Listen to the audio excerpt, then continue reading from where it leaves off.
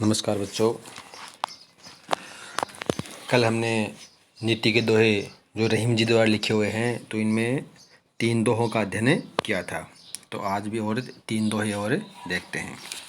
देखो, इसमें पहला दोहा है, काज परे कछु और है, काज सरे कछु और, रहीमन भंवरी के भये नदी सिरावत मोर।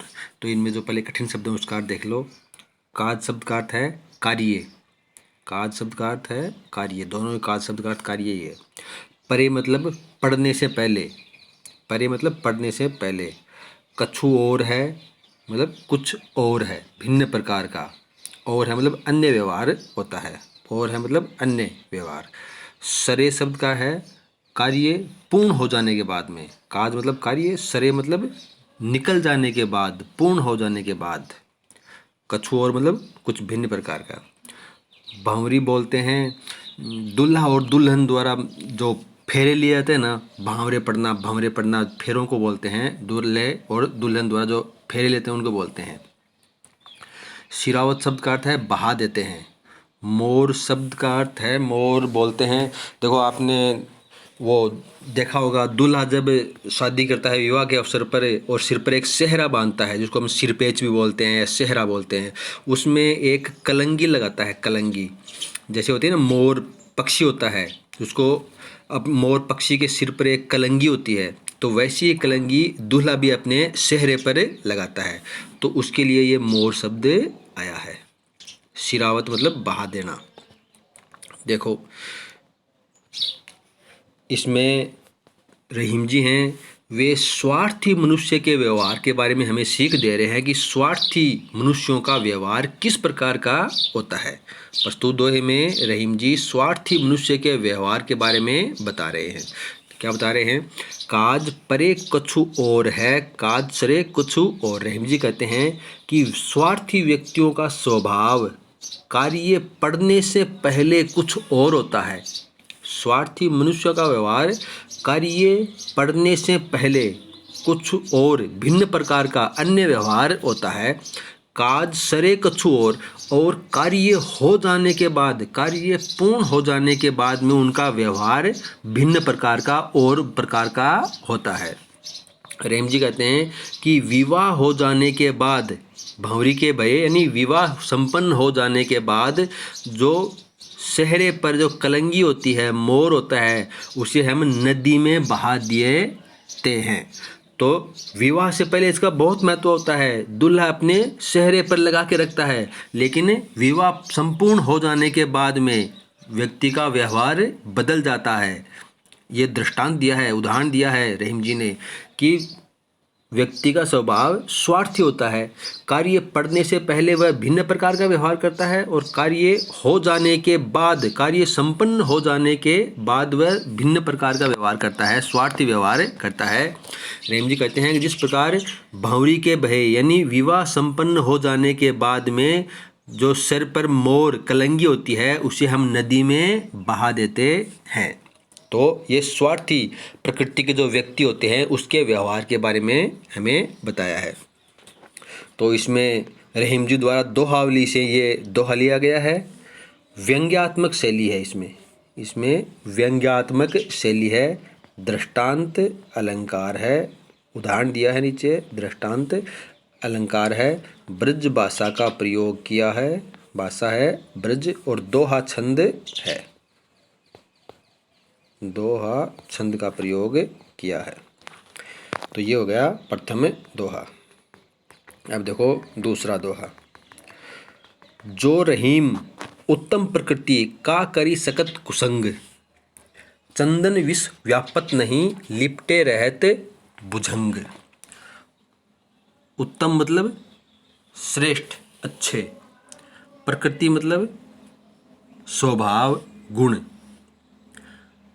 सकत मतलब सकता है, करी सकत मतलब कर सकता है। कुसंग मतलब कुसंगति, बुरी संगति।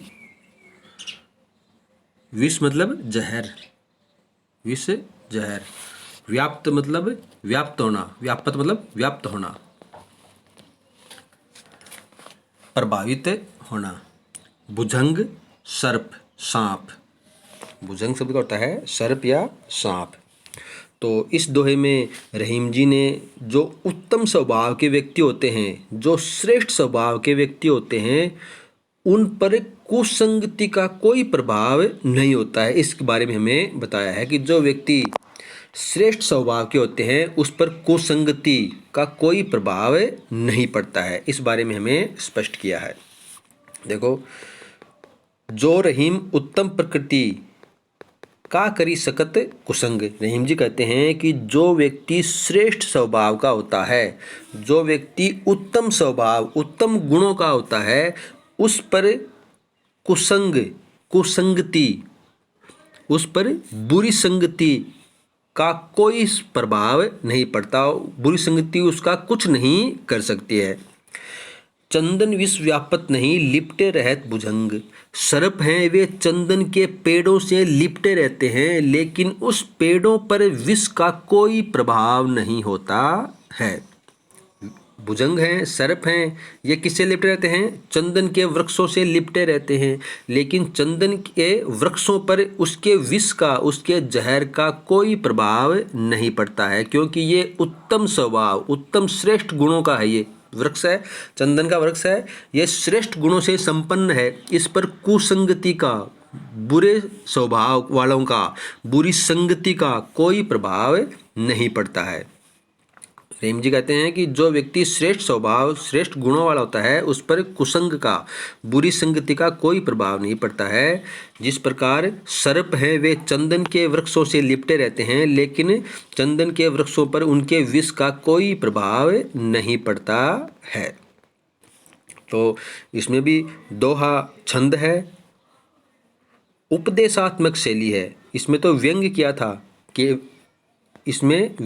था कि व्यक्ति का स्वभाव बदल जाने पर स्वार्थी मनुष्य का स्वभाव बदल जाता है, लेकिन इसमें उपदेश दिया है। तो इसमें उपदेशात्मक शैली है, दृष्टांत अलंकार, ब्रज भाषा, दोहा, छंद है। अब देखो तीसरा दोहा। रूठे सजन मनाइए जो रूठे सो बार, रहीमन फिरी फिरी पोहिए टूटे मुक्ता हार। तो पहले कठिन शब्द ले लो। सुजन मतलब सज्जन व्यक्ति, अच्छे व्यक्ति या सज्जन व्यक्ति। रूठे यानी वे रूठ जाते हैं, सोबारत। रहीमन, रहीम जी कहते हैं फिरी फिरी यानी फिर से। पोहिए, पोही शब्द का अर्थ है ना पो लेना। पोही शब्द का अर्थ है गूंथिए या पो लेना। मुक्ताहार मतलब मोतियों का हार। मुक्ताहार मतलब मोतियों का हार। तो ये जो दोहा है रहीम जी, इस दोहे में रहीम जी ने हमें सज्जन व्यक्तियों को बार बार मनाने की बात कही है कि जो सज्जन व्यक्ति होते हैं, जो सुजन होते हैं, उन्हें 100 बार रूठते हैं तो मनाना चाहिए, इस बारे में बताया है। तो इस दोहे में रहीम जी ने हमें सज्जन व्यक्तियों को बार बार मनाने की बात कही है। अब देखो क्या कहा है रहीम जी ने, देखते हैं। रूठे सज्जन मनाइए। रहीम जी कहते हैं कि सज्जन व्यक्तियों को मना लेना चाहिए। जो रूठे 100 बार, यदि वे 100 बार रूठते हैं तो भी मना लेना चाहिए। जो सज्जन व्यक्ति होते हैं उसे 100 बार भी मनाने का प्रयास करना चाहिए। क्यों? क्योंकि सज्जन व्यक्ति की मित्रता मूल्यवान होती है। देखो नीचे क्या उदाहरण दिया है, दृष्टांत दिया है। रहीम जी कहते हैं कि हम टूटे हुए मुक्ताहार, मोतियों के टूटे हुए हार को हर बार फिर पोते हैं, फिर पिरोते हैं, फिर गूंथते हैं। तो जिस प्रकार मोतियों का हार मूल्यवान होता है, उसमें मोती होते हैं, मूल्यवान होते हैं, तो उस मोतियों के हार के टूटने पर उस हार को हम फेंकते नहीं हैं, हम बार बार उसे फिर से गूंथते हैं। तो इसी प्रकार जो सज्जन व्यक्ति होता है वह भी मूल्यवान होता है, वह भी मोतियों के हार के समान मूल्यवान है। तो जिस प्रकार मोतियों के हार को टूटने पर हम फेंकते नहीं हैं, उसे फिरी पो लेते हैं, बार बार गूंथते हैं, उसी प्रकार जो सज्जन व्यक्ति हैं, जो श्रेष्ठ व्यक्ति हैं, जो अच्छे स्वभाव के व्यक्ति हैं, उन्हें भी रूठने पर हमें मना लेना चाहिए। तो देखो इसमें ब्रज भाषा का प्रयोग किया है, दोहा छंद है ही, और उपदेशात्मक शैली है, दृष्टांत अलंकार है, उसका उदाहरण दिया है तो दृष्टांत अलंकार है। इसके साथ साथ देखो यहाँ पर ये फिरी शब्द 2 बार आया है, तो पुनरुक्ति प्रकाश अलंकार भी है। पुनरुक्ति